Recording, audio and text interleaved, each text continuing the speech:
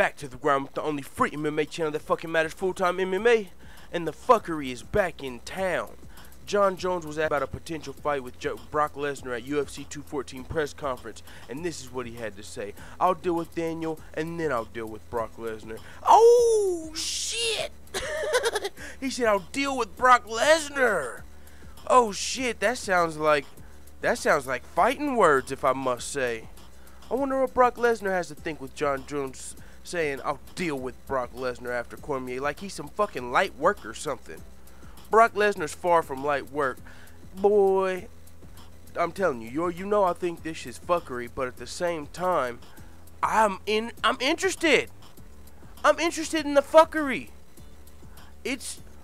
I mean, you can't fucking lie. Even if you are mad about the fuckery, even if you disagree with the fuckery, you're gonna watch the fuckery.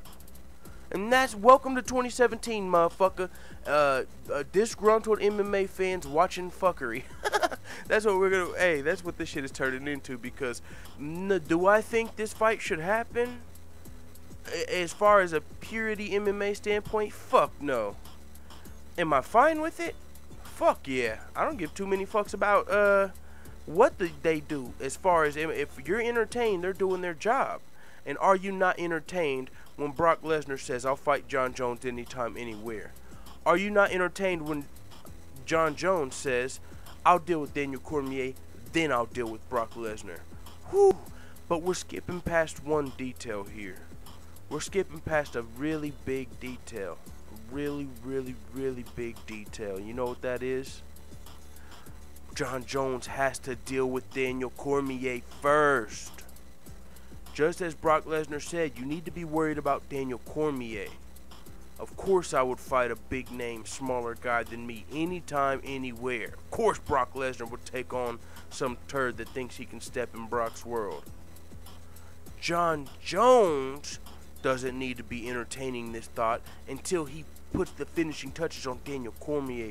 Because if Jon Jones, what happens if Jon Jones loses to Daniel Cormier? Then when does he deal with Brock Lesnar? Oh, he doesn't. Okay.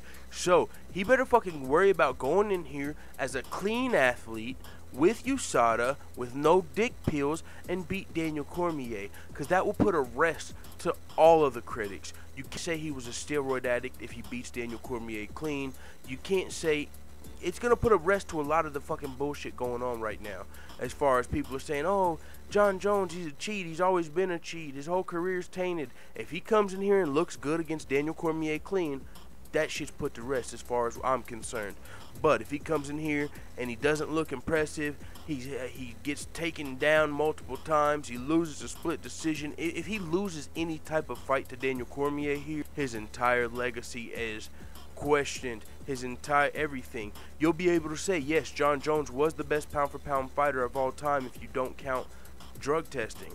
You can say Jon Jones was the best dirty fighter of all time if he loses to Daniel Cormier, because a lot of the guys he beat in his prime on his dominant run were also on steroids. But as of right now, we do not know for certain. We do not know. You cannot tell me you know, just like I don't know. We do not know Jon Jones has been clean his entire career, and it's not questionable, it's not crazy to say he's been taking steroids or performance enhancers in his entire career because he got popped. Just like they always say, oh, Chris Cyborg only got popped once, so she'll have to be a cheater forever. Motherfucker, don't come talking shit on Chris Cyborg in one video and then backing up Jon Jones in the other video. You're a fucking hypocrite. Because like I said, Chris Cyborg only popped one time, and it's interesting these two are on the same card, UFC 214. Chris Cyborg only popped one time in her fucking career, dirty, for steroids. Except for her most recent time, which was an exclusion. It was a therapeutic exemption. It was not cheating. It was in the rules, so it was not steroids. It was not cheating. Chris Cyborg has only been popped one time for fucking cheating, for steroids, and people still call her a steroid in every fucking breath they take. So for Jon Jones to popped, that's the same fucking thing. You can't get mad when somebody calls him a cheater. Just like I can disagree when you call Chris Cyborg a cheater. Just like I can disagree when you call Jon Jones a cheater. But the difference is Chris Cyborg has came out after that test and still looked dominant. She has came out with USADA, been tested by USADA multiple times and still looked dominant. You can't say the same thing for Jon Jones. The only time he's fought since USADA has been versus OSP, and a lot of people were not happy with that fight because they say it was boring. In my head, I was thinking Jon Jones was trying to save his body for UFC 200. But a lot of people say that didn't look like the same Jon Jones. Yes, it was still unanimous decision. Yes, some people say it was still dominant, but it wasn't the same Jon Jones people were used to saying, and some people say it's because USADA was in the picture. I'm not gonna sit here and accuse him of steroids, just like I don't sit here and accuse Chris Cyborg of fucking taking steroids.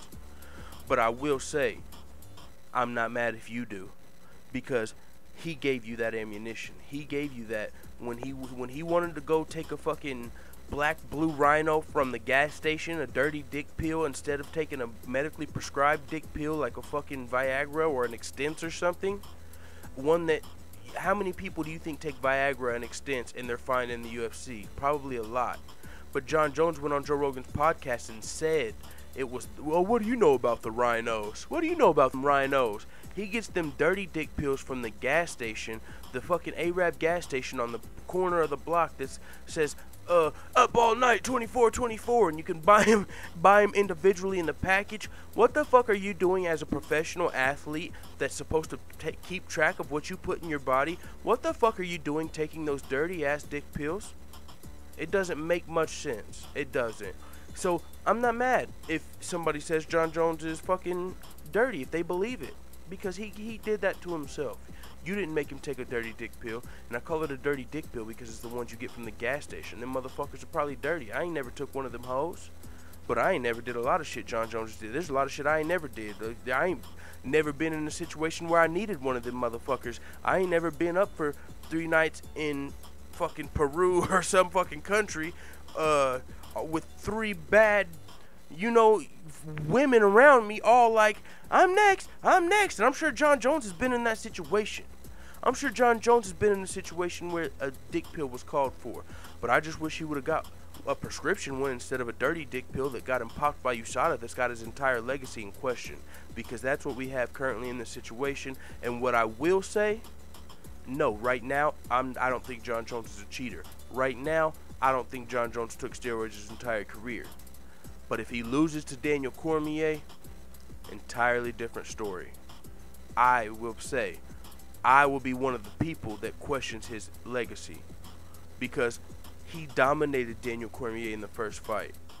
The only thing that's happened between the first fight and the second fight, besides, the personal stuff, is, I'm talking about physically. The only physical difference between Jon Jones in the first Cormier fight and the second Cormier fight will be the fucking dirty dick pills, will be USADA, will be the caught cheating.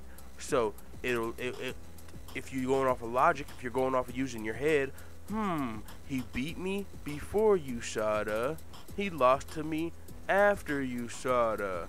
It won't be hard to fucking put that 2 and 2 together and say Jon Jones was dirty before, and that's fine. Like I said, he'll still be one of the greatest fighters of all time, just like all the fighters that fought before USADA. You don't take away their entire legacy because USADA wasn't in the picture.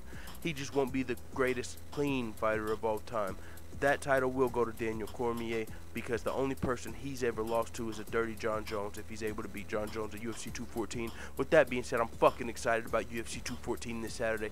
Fucking excited about this whole weekend. Follow me on Snapchat. Hit the subscribe button if your lazy ass fingers haven't made it up there yet. You can do it at the end of the video because I got that annotation up.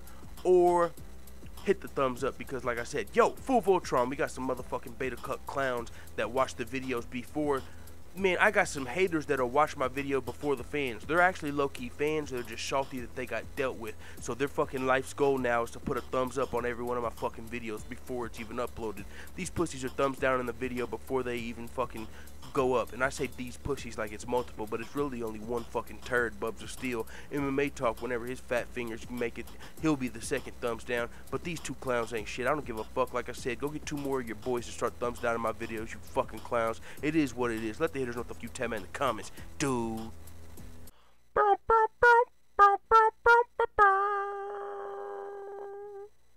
What's long and full of semen? MMA talks throat. No, I'm just fucking around. A submarine.